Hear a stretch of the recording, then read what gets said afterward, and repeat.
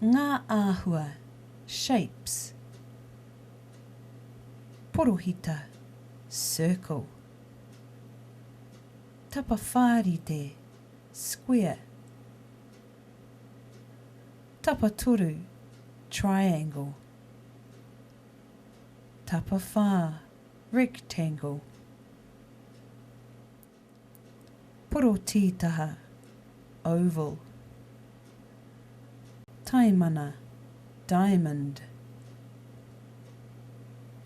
Whetū, star.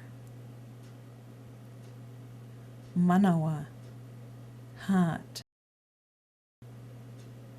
Taparima, pentagon. Tapaono, hexagon.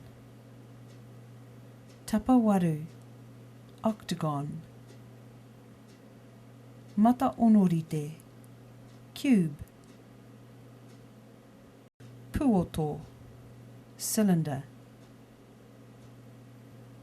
Kōpio, sphere.